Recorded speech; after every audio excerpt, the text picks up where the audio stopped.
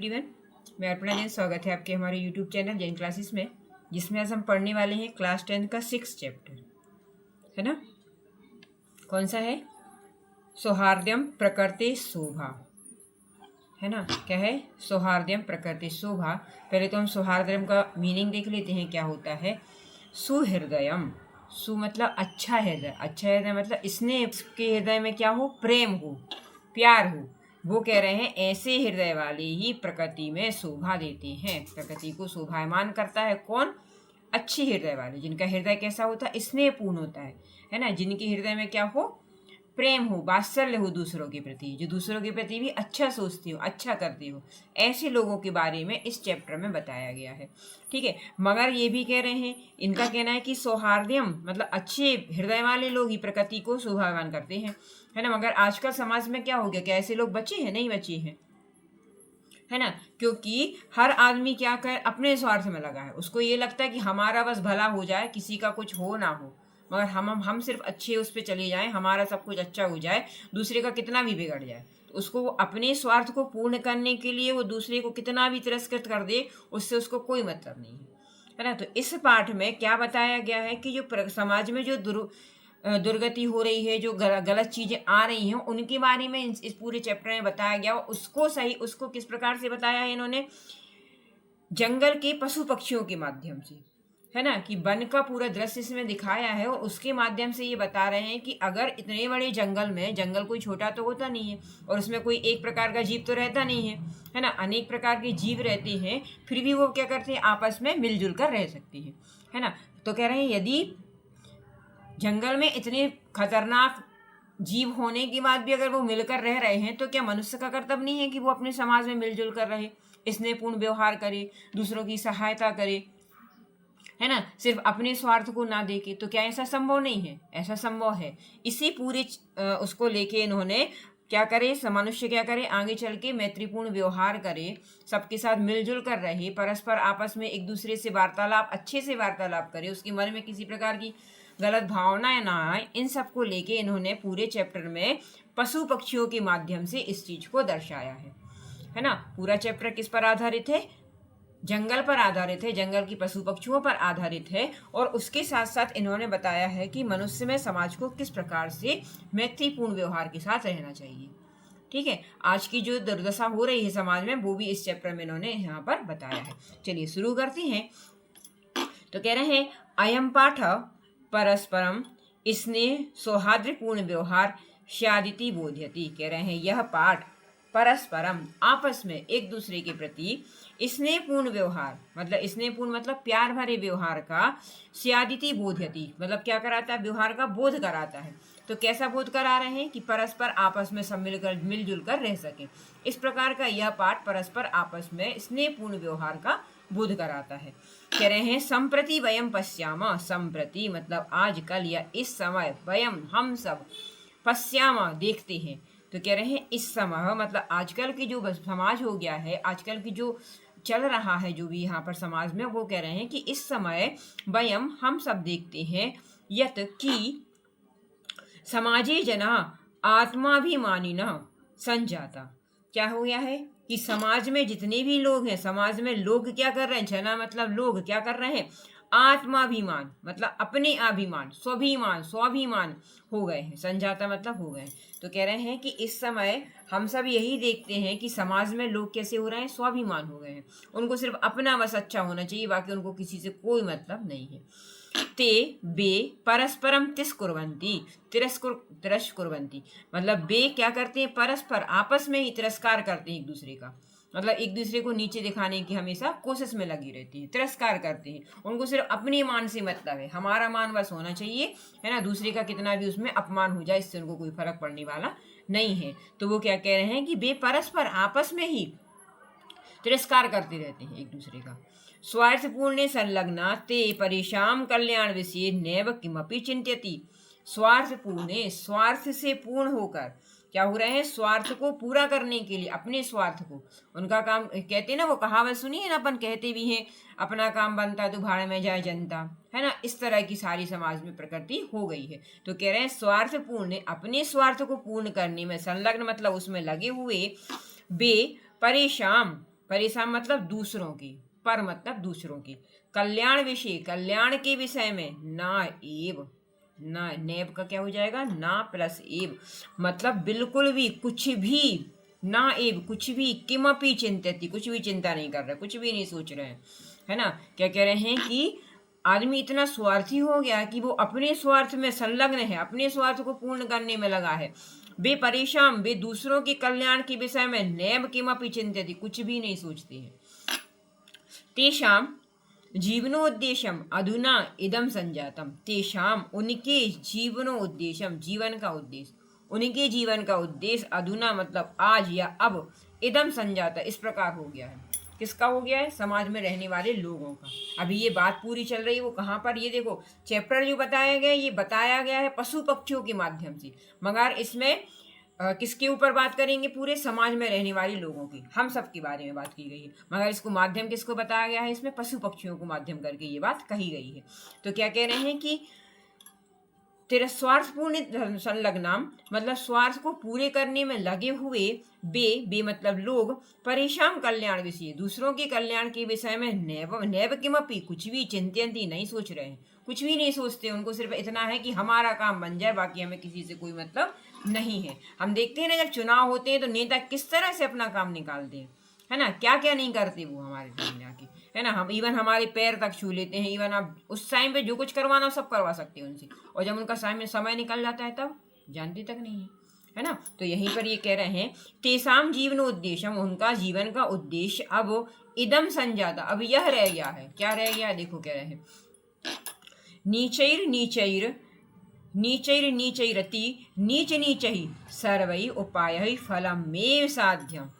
कह रहे हैं नीच ही नीचैर, यहाँ पे कर देंगे तो क्या हो जाएगा, नीच ही। अब इसको संधि विच्छेद करें हम तो क्या बनेगा, नीच ही विसर्ग हो जाएगा, फिर आ निकलेगा तो अनीच ही, फिर विसर्ग अति नीच ही, है ना।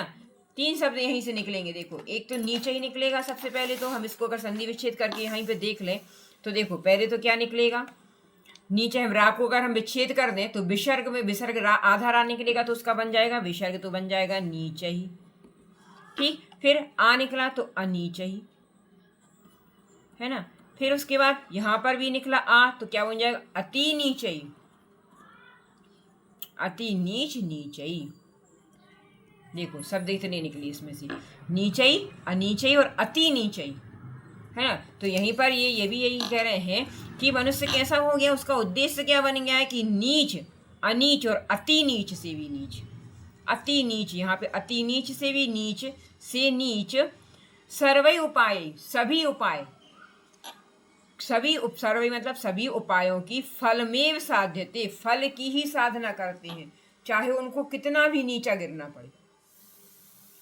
कहने का मतलब यहाँ पर इनका यही है कि मनुष्य अपने मतलब अपने उपाय से फल को ही साधता है, मतलब उसको ऐसा उपाय लगाता है कि सिर्फ क्या हो जाए, उसका ही फल उसको मिले, है ना। उसको दूसरे से कोई मतलब नहीं है, वो कितना नीचा गिर रहा है, अति नीच हो जाए चाहे उसके भी ज्यादा नीचे, मगर उसको क्या करना है, सिर्फ अपने सभी उपायों में वो क्या करता है, फलम एव फल की ही साधना करता है, फल को ही साधता है, मतलब हमारा बस अच्छा हो जाए, बाकी किसी का दुनिया में अच्छा हो नहीं हो, हमें तो सिर्फ मतलब काय से है, मगर अपने स्वार्थ से मतलब है ना। तो वो काय में लगा है, सिर्फ अपने स्वार्थ में लगा है, उसको दुनिया की कोई चीज से कोई मतलब नहीं है। तो इन्होंने यहाँ पर ये बताया।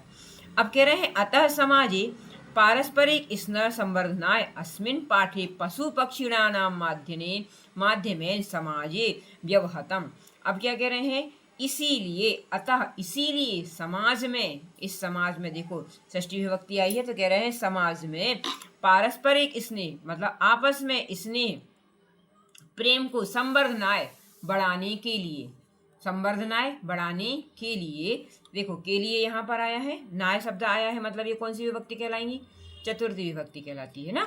हम पढ़ते हैं रामः रामम रामेर रामाय रामात, तो कौन सा इसका कारक क्या होता है ना, कर्ता ने कर्मों को करण से संप्रदान के लिए आया है, तो संवर्धनाय मतलब बढ़ाने के लिए, अस्मिन पाठे इस पाठ में, पशु पक्षियों के माध्यम से समाज में, व्यवहतम समाज में, अभिमानम दर्शयन, तो क्या कह रहे हैं कि इस समास में क्या हो रहा है, स्थित आत्म अभिमान को दिखाती हुई, अपने अभिमान को दिखाती हो, आत्म अभिमान, आत्म अभिमानम, इसको हम संधि विच्छेद करेंगे तो क्या शब्द निकल आएगा, आत्म अभिमानम, दीर्घ संधि हुई है, इसको हम विच्छेद कर देंगे। तो अपने अभिमान के दर्शयन मतलब दर्शन को दिखाते हुए या दिखाते हुए, प्रकृति मातु, प्रकृति माता माध्यमेन के माध्यम से, प्रकृति माता के माध्यम से अंति निष्कर्ष, अंत में निष्कर्ष स्थापित करते हैं, अंत में निष्कर्ष निकालते हैं। इसको निष्कर्ष निकालने के लिए कौन आया है, प्रकृति माता आई है, खुद प्रकृति माता यहाँ पर आई हैं। इनका निष्कर्ष जब जंगल में सभी पशु पक्षियों के बीच वार्तालाप हो रही हो, कोई निर्णय नहीं निकल रहा है, तो किसको आना पड़ा उसके लिए, प्रकृति माता को।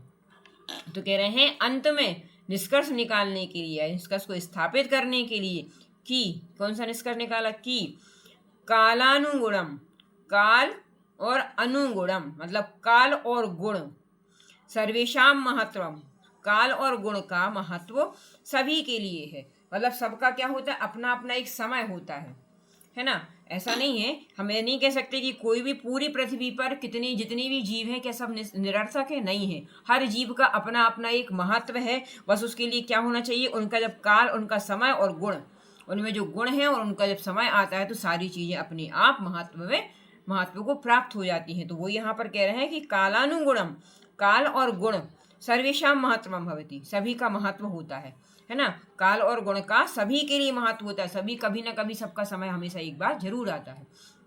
तो कह रहे हैं सर्वे अन्योन्याश्रितम संति, और सभी एक दूसरे पर, अन्योन आश्रिता मतलब अन्य पर आश्रित है ना, सभी एक दूसरे पर आश्रित हैं। ऐसा नहीं है अगर हम ये कहें कि नहीं कि सिर्फ पशु पक्षी क्या खुद जीवन जी सकते हैं, तो नहीं जी सकते, वो भी कहीं ना कहीं मनुष्यों पर आधारित है। क्या मनुष्य अपना जीवन अकेले जी सकता है, नहीं जी सकता, वो भी कहीं ना कहीं पशुओं पर, पेड़ों पर आधारित है ना। सब एक दूसरे से कनेक्टेड है। इनका कहना ये है कि सब एक दूसरे पर कहीं ना कहीं आश्रित जरूर है। अतः अस्माभि स्वकल्याणाय, अतः हमें भी अपनी कल्याण के लिए परस्पर स्नेहनेन, आपस में स्नेह, मैत्रीपूर्ण व्यवहारेण, और मैत्रीपूर्ण व्यवहार का भाव्यम मतलब करना चाहिए।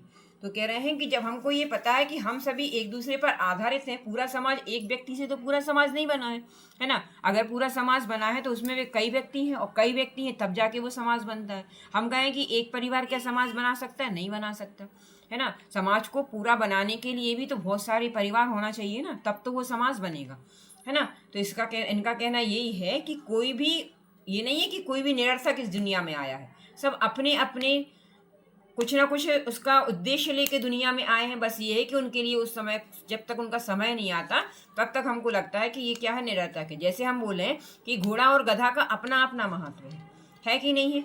हम मानते हैं कि नहीं घोड़ा ही सब कुछ कर सकता है, तो नहीं कर सकता। गधा का अपना महत्व, घोड़ा का अपना महत्व है। हम पढ़ते हैं कि अगर घोड़ा तेज दौड़ने में निपुण है तो गधा उतना भार ढोने में निहित है। मतलब गधा और घोड़ा की अपनी अपनी क्या है, उपलब्धि है, अपना अपना उनका महत्व है। बस ये समय की बात है कि कब किसकी कहाँ जरूरत हमको पड़ती है, ठीक है ना। तो इन्होंने भी यही कहा है कि सभी एक दूसरे पर आश्रित हैं और सभी का अपना अपना महत्व है। काल और मतलब समय और गुण के अनुसार, जैसा उनमें गुण होंगे और जैसा उनका समय होगा उस हिसाब से सभी क्या है, महत्व है। मगर क्या कह रहे हैं, अतः अगर इसीलिए अस्मा भी मतलब हमें भी स्वकल्याण है, अपने कल्याण के लिए परस्पर स्नेह, एक दूसरे के प्रति स्नेह, मैत्रीपूर्ण व्यवहार करना चाहिए।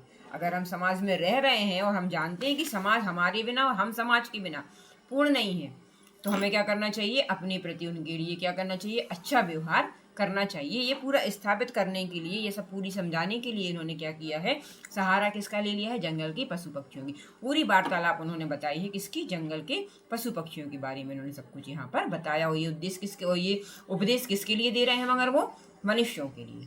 ठीक है, चलिए एक बार हम इसका हिंदी पढ़ देते हैं। कह रहे हैं यह पाठ आपस में स्नेहपूर्ण व्यवहार का बोध कराता है। ठीक है ना, हमें आपस में स्नेहपूर्ण व्यवहार रखना चाहिए। इस समय हम देखते हैं कि समाज में लोग स्वाभिमानी हो गए हैं। वे एक दूसरे का तिरस्कार करते हैं, स्वार्थ को पूरा करने में लगे हुए वे दूसरे के कल्याण के विषय में कुछ भी नहीं सोचते।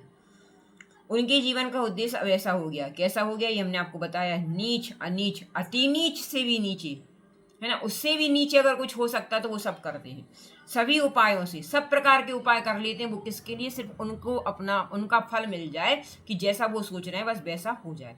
तो क्या कह रहे हैं कि नीच, अनीच, अति नीच से नीच, सभी उपायों से फल की ही साधना करते हैं। वो चाहते हैं कि हमको अच्छा फल बस मिले, उसके लिए किसका क्या हो रहा है इसका उसको कोई मतलब नहीं है ना। इसलिए समाज में आपस में प्रेम को बढ़ाने के लिए इस पाठ में पशु पक्षियों के माध्यम से समाज में स्थित आत्म अभिमान को दिखाते हुए प्रकृति माता के माध्यम से अंत में निष्कर्ष स्थापित करते हैं कि काल और गुण का सभी के लिए महत्व होता है, सभी एक दूसरे पर आश्रित हैं। इसीलिए हमें अपने कल्याण के लिए आपस में स्नेह और मैत्रीपूर्ण व्यवहार करना चाहिए। इसमें किसी दूसरे का कल्याण नहीं होगा अगर हम क्या कर लेंगे, एक दूसरे के प्रति अच्छे से रहेंगे। हमारे कल्याण होगा, हम ही उस समाज में रह रहे हैं, कोई दूसरा थोड़ी रहेगा, है ना। अगर हमारे व्यवहार समाज में अच्छे होंगे तो हम अच्छे माने जाएंगे, स्वार्थपूर्ण होंगे तो स्वार्थी माने जाएंगे। तो इसीलिए भारत माता का कहना क्या है कि अपने स्वार्थ के लिए, अपने कल्याण के लिए हमें समाज में कैसा व्यवहार करना चाहिए, अच्छा व्यवहार करना चाहिए। चलिए ठीक है, इतना इन्होंने इसका सारांश बताया है। इसके बाद यहाँ पर चैप्टर इन्होंने चालू किया है, तो अब हम देखते हैं कि चैप्टर में क्या बता रहे हैं। चलो, वनस्य दृश्यम समीपे एविका नदी बहती। वन का दृश्य चल रहा है, वन मतलब जंगल का दृश्य बता रहे हैं। तो जंगल का दृश्य है, समीप में एक नदी, समीप में ही मतलब उसके पास में ही, जंगल के दृश्य के पास में ही क्या कह रहे हैं, एक नदी बहती है, एक नदी बह रही है। जंगल का पूरा दृश्य समझ लो आप, इसकी कल्पना कर सकते हो कि एक दृश्य बता रहा है किसका, जंगल का एक दृश्य, उसके पास ही क्या हो रहा है, समीप में ही एक नदी बह रही है। ठीक है, नदी बहती है। एक एक शेर सुखेन विश्रामित, सुखपूर्वक, शांतिपूर्वक, सुखपूर्वक क्या कर रहा है, विश्राम कर रहा है। ठीक है ना, सुखेन, सुख मतलब सुख से, शांति से विश्राम कर रहा है एक शेर। तदेव एका बानरा, तदेव मतलब तब ही, एक बानरा मतलब बंदर, आगत्य तस्य पुच्छ्यम धुनाति, आकर, आगत्य मतलब आकर, उसकी पूछ को, पुच्छ्य मतलब पूछ, धुनाति मतलब घुमा देता है। कौन घुमा देता है, अब बंदर। देखो बंदर क्या है, एक छोटा जीव है, और शेर क्या है, शेर तो अपने आप में शेर है, मगर उसकी हिम्मत देखो कि क्या किया उसने, उसको सुख से बैठे हुए शेर का उसने क्या कर लिया, आके उसको, उसकी पूछ को घुमा देता है। अब शेर शेर है, बंदर बंदर है, फिर भी देखो समय की बात बता रहे हैं, कह रहे हैं आके उसकी पूछ को धुनाती, धुनाती मतलब घुमा देता है। क्रुद्धा से, क्रोधित शेर, तम उसे, प्रहर्तुम इच्छति, प्रहर्तुम इच्छति, यहाँ शब्द हम करेंगे तो बन जाएगा प्रहर्तुम इच्छति, पकड़ने की इच्छा करता है, उसको पकड़ना चाहता है ना। परंतु बानरस्तु कूर्दित्वा, परंतु बंदर क्या करता है, बंदर तो, बानरस्तु, बानर अस्तु मतलब बंदर तो, कूर्दित्वा कूद कर, यहाँ पे देखो त्वा प्रत्यय लगा है, इसका अर्थ निकलेगा कर या करके, तो कह रहे हैं कूद कर क्या कर लेता है, वृक्षम आरुण, वृक्षम आरुण, वृक्ष पर आरुण हो जाता मतलब वृक्ष पर चढ़ जाता है। क्या कह रहा है अभी कि एक बंदर, एक शेर है जो बिल्कुल शांति से विश्राम कर रहा है, किसी से कुछ बात नहीं कर रहा है, मगर एक बंदर आता है और उसके शांत शेर की पूंछ को घुमाकर चला जाता है। अब इसमें शेर को गुस्सा आ जाती है, तो वो क्या कर रहे हैं, तम प्रहर्तुम इच्छामि, उसको पकड़ने की इच्छा करता, पकड़ना चाहता है, परंतु बानरस्तु, बंदर तो, कूर्दित्वा कूद कर, वृक्षम आरुण, वृक्ष पर आरुण हो जाता, आरुण मतलब उस पर चढ़ जाता है। ठीक है, तदेव अन्यस्मात् वृक्षात् अपरः बानरः सिंहस्य, तदेव मतलब तब, अन्यस्मात् तभी, वृक्ष से नीचे मतलब वृक्ष के नीचे,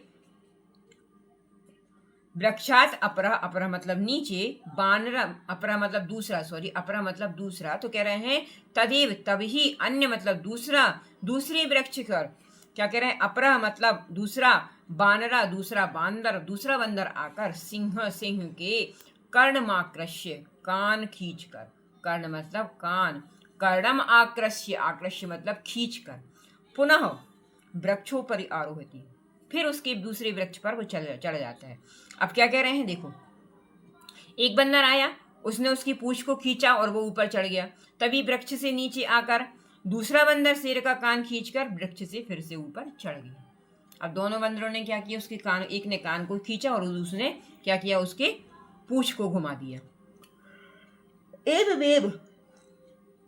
एवमेव बानराः बारंबारम सिंहं तुदन्ति, ऐसे ही, एवमेव एवं एव ऐसे ही, बानराः मतलब बंदर, बारंबार बार बार सहदुदंती, शेर को परेशान करते हैं, है ना। कोई आ रहा है तो खींच रहा है, कान खींच रहा है, कोई आ रहा है तो उसकी पूंछ खींच रहा है, तो ऐसे में क्या हो रहा है, शेर परेशान हो रहा है ना। तो कह रहे हैं कि ऐसे ही बार बार बंदर क्या कर रहे हैं, शेर को तुदंती मतलब परेशान करते हैं।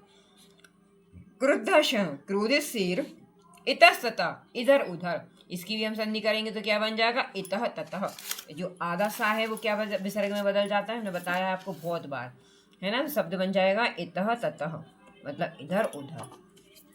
तो क्या कह रहे हैं कि इधर उधर धावती, दौड़ता है, धावती मतलब दौड़ना, धावती दौड़ता है, गर्जती गरजता है, परम किमपि परंतु कुछ भी, कर्तुम असमर्थम एव तिष्ठति, परंतु कुछ भी करने में असमर्थ रहता है, कुछ नहीं कर पा रहा है, क्योंकि बंदर है। अब शेर थोड़ी उनके जैसे उचक सकता है, शेर थोड़ी उनके जैसे पेड़ पे बार बार चढ़ सकता है ना। मगर बंदर तो क्या 2 मिनट में इधर 2 मिनट में उधर, किसी को मारा फिर वहां चलेगा, किसी के फिर परेशान किया फिर उधर गया फिर चलेगा, ऐसे में क्या हो गया, शेर परेशान हो गया।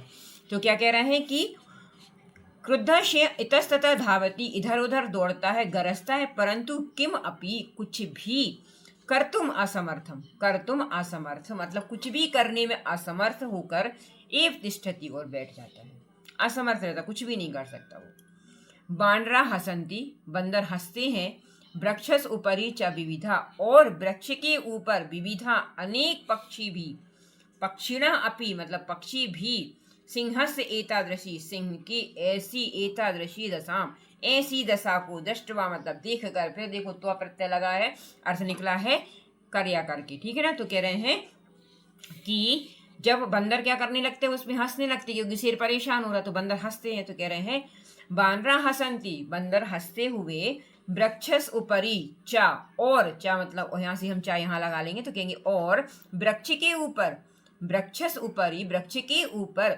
विविधा मतलब बहुत प्रकार के पक्षी। अब पक्षी एक पक्षी तो बैठा नहीं है वृक्ष पर, बहुत सारे के हो सकते हैं। तो पक्षिणा मतलब पक्षी भी, अपि मतलब भी, सिंहस्थ सिंह की, एतादृशीम दशा ऐसी दशा को देखकर, दृष्टवा मतलब देखकर, हर्ष मिश्रितम कलरव कुर्रवंती, देखकर खुशी से भरा हुआ, हर्ष मिश्रित जिसमें खुशी मिश्रित हो, मतलब उनको बहुत मजा आ गया उस चीज के लिए, तो कलरव करते हैं, कुर्वंती मतलब करते हैं, है ना।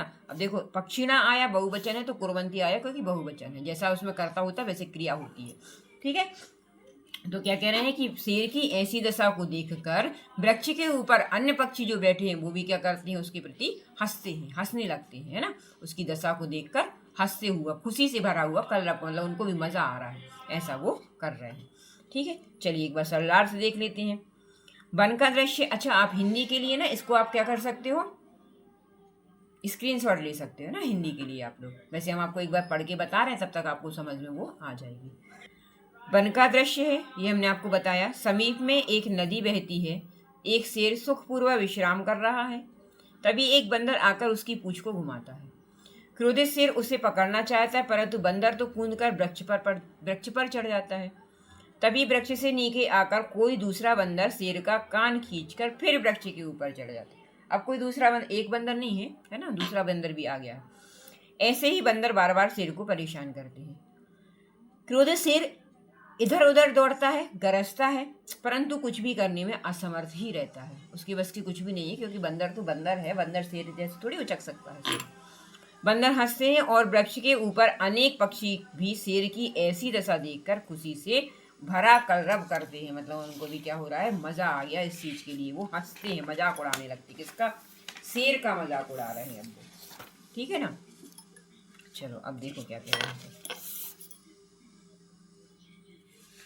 ओके, अब कह रहे हैं निद्रा भग्न दुखेन बन राजा, सनपि तुच्छ जीवा आत्मना एतादृश्या दुरावस्था श्रांत सर्व जंतुना दृष्टि पृच्छति। अब क्या कह रहे हैं कि नींद के भंग होने से, अब क्या हो गया, देखो उसको जब परेशान किया तो वो तो सो रहा था ना शांति से, तो उसकी नींद क्या हो गई, भंग हो गई। तो कह रहे हैं नींद के भंग होने से दुखी बनराज, बनराज मतलब शेर, कह रहे हैं वन का राजा, बनराज मतलब वन का राजा, बनराज वन का राजा कौन, शेर। तो कह रहे हैं कि निद्रा भग्न से, निद्रा मतलब उसकी निद्रा टूटने के कारण, भग्न होने से दुखी वन का राजा, सनपि तुच्छ जीवा, वन का राजा होते हुए भी, वनराज मतलब शेर है ना, ये समझ गया कि सन्नपि मतलब होते हुए तुच्छ जीव, छोटे छोटे जीवों के द्वारा, अपनी आत्मना मतलब अपनी खुद की, एतादृश्या ऐसी दशा, दुरअवस्था बुरी अवस्था से, श्रांत मतलब थक जाता है वो, उसको गुस्सा आती है, वो क्या होता है श्रांत मतलब थक कर, सर्व जंतुनु सभी जंतुओं को देखकर, पृच्छति पूछता है। जब क्या देखो, अब पेड़ पर क्या है, छोटे छोटे पक्षी भी बैठे हो सकते, चिड़िया भी हो सकती है ना, मोर भी हो, सॉरी कोयल भी हो सकती है, छोटे छोटे पक्षी हैं, कुछ भी हो सकती है। तो वो सब शेर से बड़े हैं क्या? नहीं है, सब शेर से छोटे हैं। तो उसको क्या लगता है कि यार इन्होंने हमारा अपमान कर दिया है ना, तो वो दुखी हो जाता है, उसकी नींद भी खराब हो गई, क्योंकि वो तो शांति से सो रहा था।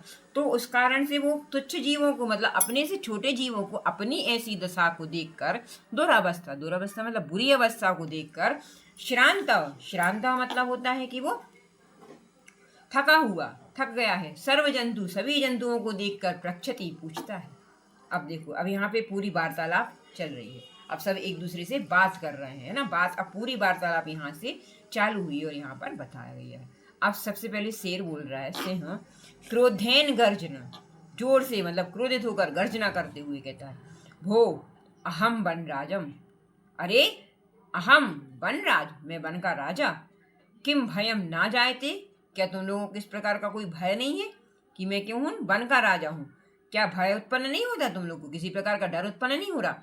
किमर्थम मामेव तुदंती सर्वे मिलित्वा, किमर्थम किस लिए, मुझे माम एव मुझे ही, तुदंती मतलब परेशान, सर्व मिलकर सब मिलकर मुझे ही परेशान कर रहे हो। और मैं कौन हूँ? वन का राजा हूँ, अहम वन राजा, मैं वन का राजा हूँ। किम भयम ना जायते, क्या तुम्हें किसी प्रकार का भय नहीं है, मुझसे कोई डर नहीं रह गया कि सब मिलकर मुझे परेशान कर रहे हो? किस लिए परेशान कर रहे हो? ऐसा उसने कहा।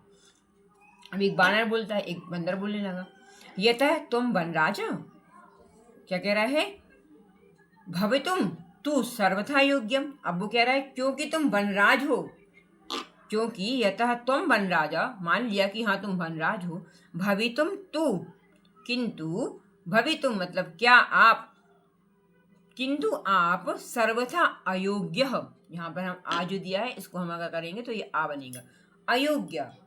कह रहा है ठीक है क्योंकि तुम वनराज हो, किंतु सर्वथा अयोग्य हो, मतलब तुम वन के राजा बनने के लायक नहीं हो। वन के राजा बनने में तुम कैसे हो? सर्वथा पूर्ण रूप से अयोग्य हो, सर्वथा अयोग्य, पूर्ण रूप से अयोग्य हो। राजा तो रक्षका भवती, राजा तो कैसा होता है? रक्षक, रक्षा करने वाला होता है। परम भवान तो भक्षका, परंतु आप तो भक्षक हो, है ना। राजा तो कैसा होता है? रक्षा करने वाला होता है, रक्षा करता है राजा, तो वो राजा कहलाता है, परंतु आप तो कैसे हो? भक्षक हो। अपि चा स्वर छायामपि समर्थ नासी तरही, कह रहे हैं अपि और अपि स्वरक्षा, अपनी रक्षा, मतलब क्या कह रहा है कि अभी तो तुम अपनी रक्षा करने में समर्थ नहीं हो, समर्थ नासी, अपनी ही रक्षा में, यहाँ क्या करेंगे तो क्या हो जाएगा? स्वरक्षा, रक्षाया अपि, रक्षायाम स्वरक्षायाम अपि, अपनी रक्षा करने में भी समर्थ नासी, समर्थ नहीं हो। तरही तो कथम स्मानम रक्षसिति, तो तुम कैसे हम सबकी रक्षा करोगे? अभी तो तुम अपनी ही रक्षा नहीं कर पा रहे हो कि बंदर तुम्हें परेशान कर रहे हो और तुम उससे परेशान हो रहे हो, तुम अपनी रक्षा नहीं कर पा रहे हो, तुम कह रहे हो कि हम यहाँ की राजा हैं। तुम कैसी राजा हो? राजा तो वो होता है जो अपनी भी रक्षा करे और साथ में पूरी प्रजा की रक्षा करे, मगर तुम तो कैसे हो? भक्षक हो, अपनी रक्षा को खुद नहीं कर पा रहे तो हमारी क्या रक्षा करोगे? इसका मतलब ये है। तो कहने का मतलब क्या निकल रहा है? यत क्योंकि तुम वनराज भवितुम, तुम वनराज हो, राजा हो, तो सर्वथा, परंतु तुम कैसे हो? राजा बनने में सर्वथा अयोग्य हो, तुम राजा बनने के लायक नहीं हो। राजा तो रक्षका भवती, राजा तो रक्षक होता है, परम भवान तु भक्षका, परंतु तुम तो कैसे हो? भक्षक हो। अपीचा और अभी मतलब और, स्वरक्षायाम अपनी रक्षा में भी समर्थ नहीं हो, तरही तो फिर, कथम समान, कथम असमान, कथम असमान, असमान मतलब हमारी, रक्षसी रक्षा कैसे करोगे, है ना। अब ये किसने कहा? एक बानर ने कहा, ठीक है, शेर से कह रहा है बानर। अब क्या कह रहा है? अन्य बानर कह रहा है, किम नाश्रुता त्वया पंचतंत्रोक्ति, क्या तुमने पंचतंत्र, यहाँ पे वो एक आता है ना पंचतंत्र, जिसमें 5 तंत्र हो, उसको पंचतंत्र कहते हैं। ये पंचतंत्र क्या है? एक कथाओं की पूरी एक ग्रंथ समझ लो। तो कह रहे हैं क्या तुमने, तो कह रहा है किम ना श्रुता, क्या तुमने नहीं सुनी पंचतंत्रोक्ति, पंचतंत्र की उक्ति। उक्ति मतलब हम जो कहते हैं। तो कह रहा है क्या तुमने नहीं सुनी, उनकी कहावत नहीं सुनी है ना? ऐसा किसने कहा? दूसरे बानर ने कहा। अब इसका एक बार हिंदी अर्थ देख लेते हैं पहले। चलो ऊपर से देख लेते हैं। नींद भंग होने से दुखी बन का राजा होते हुए भी छोटे जीवों द्वारा अपनी ऐसी बुरी अवस्था से थका हुआ सभी जंतुओं को देखकर पूछता है। कौन पूछेगा अब? शेर पूछता है। क्या पूछेगा? शेर कहता है क्रोधपूर्वक गर्जना करते हुए, अरे मैं वन का राजा हूँ, क्या भय उत्पन्न नहीं होता? किस लिए मुझे ही सभी मिलकर परेशान कर रहे हो? क्या सिर्फ मैं ही मिला? मुझे ही क्यों परेशान कर रहे हो सब? तो एक बंदर कहता है क्योंकि तुम वनराज हो किंतु सर्वथा अयोग्य हो। भले तुम वन के राजा हो परंतु तुम कैसे हो? अयोग्य हो। राजा तो रक्षक होता है परंतु आप तो भक्षक हो, है ना? तो क्या कह रहा है वो कि और अपनी रक्षा में समर्थ करने, तो कह रहा है कि मैं वन का राजा हूँ और तुम लोग मुझे ही परेशान कर रहे हो सब मिलके। और उसमें से एक बंदर कहने लगा क्योंकि तुम वनराज हो किंतु सर्वथा अयोग्य हो। राजा तो रक्षक होता है जो दूसरों से हमारी रक्षा कर सके, परंतु आप तो भक्षक हो और अपनी रक्षा करने में भी समर्थ नहीं हो, तो हमारी रक्षा कैसे करोगे? जब तुम अपनी रक्षा नहीं कर पा रहे हो तो हमारी रक्षा कैसे करोगे? तो दूसरा बंदर बोलता है क्या तुमने पंचतंत्र की कहावत नहीं सुनी? क्या तुम पंचतंत्र के बारे में बिल्कुल नहीं जानते हो? क्या तुम नहीं जानते कि पंचतंत्र क्या कहता है? तो अब देखो क्या कहता है, पर इसको देखते हैं। तो कह रहा है योना रक्षति योना रक्षति वित्रस्तान पीड्यमानान परे सदा जंतून पार्थिव रूपेण सा कृतांतो न संशय। क्या कह रहे हैं यहाँ पर? देखो कितनी अच्छी बात कह रहे हैं। पहले हम इसको जरा देखते हैं। पहले यो ना रक्षति, जो रक्षा नहीं करता, विश्रांत पीड्यमाना, विश्रांत मतलब दुखी और पीड़ित जंतुओं की, जो हमेशा रक्षा नहीं कर सकता, रक्षा नहीं करते राजा होते हुए भी, जंतुम पार्थिव रूपेण मतलब वो कैसा है? जंतुओं की हमेशा जो रक्षा नहीं कर सकता, पार्थिव रूपेण सा कृतांतो न संशय, वह कैसा है? पार्थिव रूपेण है। पार्थिव रूपेण मतलब यमराज के समान है। इसमें कृतांतो न संशय, किसी प्रकार का कोई संशय नहीं है। कहने का मतलब इन्होंने कहा क्या है कि जो दूसरों के द्वारा दुखित और पीड़ित जंतुओं की राजा होते हुए भी, वो राजा है फिर भी दूसरों से दुखित है, हमारी प्रजा दुखी है और तुम उसकी रक्षा नहीं कर पा रहे, दूसरे उसके दुख को नहीं कर पा रहे, खत्म नहीं कर पा रहे, तो तुम कैसी राजा हो? तुम कोई राजा थोड़ी, तुम तो भक्षक हो। मतलब दूसरे तुम्हारी प्रजा को परेशान करके मार के चले जा रहे हो, तुम उनकी रक्षा नहीं कर पा रहे हो, तो तुम तो कैसे हो गए? यमराज के समान हो गए। और इसमें किसी प्रकार का कोई संशय नहीं है। अब इसका हम थोड़ा अन्वय कर लेते हैं श्लोक का, तो उसको समझ में कह रहे हैं यह जो परई मतलब दूसरों की, विस्तृतान मतलब बिखरे हुए या दुखी हुए, पीड्यमानम और पीड्यमान मतलब पीड़ित जंतुओं की, पार्थिव रूपेण सदा ही न रक्षति, पार्थिव रूप में राजा के होते हुए भी सदा न रक्षति, हमेशा रक्षा नहीं करता, वह कृतांतो, वह तो अंत में क्या कह रहे हैं? अस्ति अस्मिन को अपि, कौन है वह? कौन है? यमराज है। कह रहे हैं यमराज ही होगा। ना संशय अस्ति, इसमें प्रकार का कोई संशय नहीं है, कोई संदेह नहीं है कि वो क्या हो सकता है? सिर्फ यमराज ही हो सकता है जो अपनी प्रजा की रक्षा नहीं कर सकता, है ना? राजा होते हुए भी नहीं कर पा रहा है। ठीक है, अर्थ देखो इसका, जो दूसरों के द्वारा दुखी और पीड़ित जंतुओं की राजा होते हुए भी रक्षा नहीं कर सकता, नहीं करता, वह यमराज है। इसमें कोई संदेह नहीं है, इसमें किसी भी प्रकार का कोई संदेह नहीं है, कोई इसमें शक नहीं है कि अगर तुम राजा होते हुए भी अपने पीड़ित लोगों की, पीड़ित पशुओं की या जंतुओं की रक्षा नहीं कर पाए, तुम कैसे राजा? काहे की राजा? कोई राजा नहीं तुम तो, है ना? तो वो उसने कह दिया। अब बीच में कौआ आ गया, कौआ टपक पड़ा। कौआ बोलता है आम हाँ सत्यम कथितम त्वा, हाँ तुम सही कह रहे हो। उससे बानर से कहता है हाँ तुम सही कह रहे हो, वस्तुतः वनराज भवितुम तो अहमेव योग्य। अब वो बीच में टपक गया, बात दोनों तीनों में चल, अभी सिर्फ बात किस में चल रही थी? शेर में और बंदर में। अब ये कौआ बीच में टपक पड़ा। तो कह रहा है जब उसने कहा कि तुम तो कोई राजा वाजा नहीं हो, तुम तो यमराज हो, क्योंकि तुम किसी की रक्षा ही नहीं कर पाए, तुम अपनी नहीं कर पा रहे, तो हमारी कैसे करोगे, है ना? तो कौआ क्या बोलता है? आम हाँ सत्यम कथित, सही कह रहे हो। तो वस्तुतः एक्चुअल में मतलब वास्तव में वनराज, वन के राजा भवितुम बनने में तो अहमेव, अहम मैं ही योग्य हूँ, कौआ कहता मैं ही राजा बनने के योग्य हूँ, ये शेर तो राजा बनने के योग्य भी नहीं है। तो उसने क्या कहा कि मैं ही राजा बनने के योग्य हूँ। ठीक है। अब पिकह बोली, बीच में कौन बोली लगी? पिकह मतलब कोयल बोली। उपहसन उसका मतलब हंसते हुए, उसका मजाक उड़ाते हुए। कथम तुम योग्य बनराजम भवितुम, किस प्रकार से तुम बनराज बनने के योग्य हो, उसका मजाक उड़ा दिया उसने, मजाक उड़ाती हूँ। कथम किस प्रकार से तुम योग्य हो बनराज भवितुम, बनराज बनने के लिए, मतलब राजा बनने के लिए तुम किस तरह से योग्य हो। यत्र तत्र काका इति कर्कश ध्वनि ना, यहाँ वहाँ कहीं भी काँव काँव की कर्कश ध्वनि। वातावरण मालुकुली करोशी, वातावरण को व्याकुल करते हो, मतलब तुम्हारी काँव काँव की आवाज से जीव जंतु क्या हो जाते हैं? परेशान हो जाते हैं, व्याकुल हो जाते हैं। ऐसी तो तुम्हारी आवाज है और तुम कह रहे कि तुम राजा बनने योग्य हो। तो कह रहा है यत्र तत्र, जहाँ तहाँ, जहाँ कहीं भी, यहाँ वहाँ, काँव काँव काका मतलब काका, इस प्रकार की ध्वनि, कर्कश ध्वनि। वातावरणम आकुली करोशी, वातावरणम आकुली करोशी मतलब वातावरण को क्या करने वाली हो? व्याकुलम करने वाली है तुम्हारी आवाज, मतलब जिससे क्या हो जाता है? पूरा वातावरण व्याकुल हो जाता है। ना रूपम ना ध्वनिरस्ति, ना तुम्हारा रूप है, ना तुम्हारी ध्वनि अच्छी है, मतलब ना तुम आवाज अच्छी है। कृष्ण वर्णम काले रंग वाले। मेध्या मेध्य भक्षकम, मेध्य अमेध्य भक्षकम।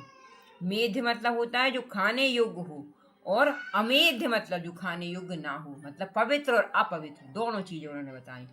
भक्षकम खाने वाले, त्वम तुमको, कथम कैसे, वन राज्यम मान्यमहे वयम, हम कैसे तुमको, वयम मतलब हम सब, मान्य बहे मतलब मान्य मान सकते हैं, कैसे हम तुमको राजा मान लें, हम सब कैसे तुमको राजा मान लें। ना तुम्हारा रूप है, ना तुम्हारी ध्वनि अच्छी है, तुम काले वर्ण वाले हो, कुछ भी तुम खाते हो, भक्ष अभक्ष तुम्हें नहीं पता कि वो खाने योग्य है या नहीं है, मगर तुम उसको खा लेते हो, तो हम कैसे तुम्हें बनराज मान लें, कैसे हम तुम्हें राजा बना लें।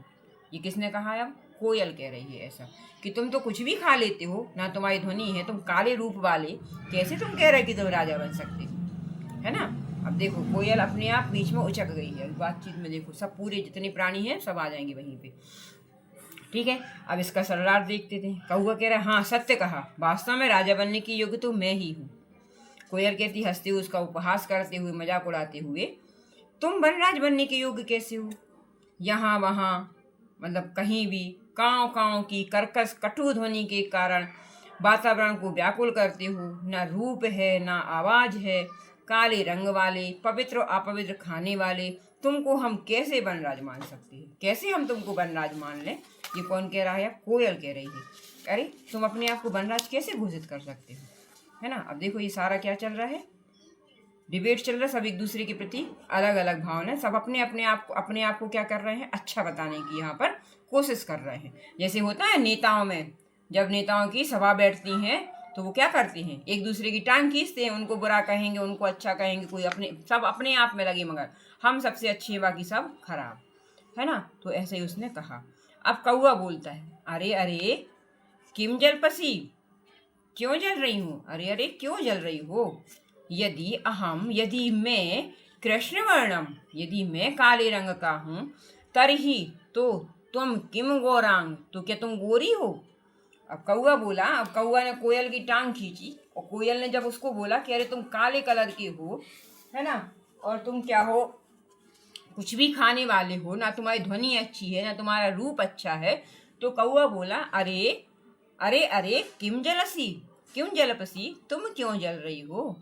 यदि अहम कृष्ण वर्णा, यदि मैं काले कलर का हूँ, तरही तो तुम किम गोरांग, क्या तुम गोरी हो?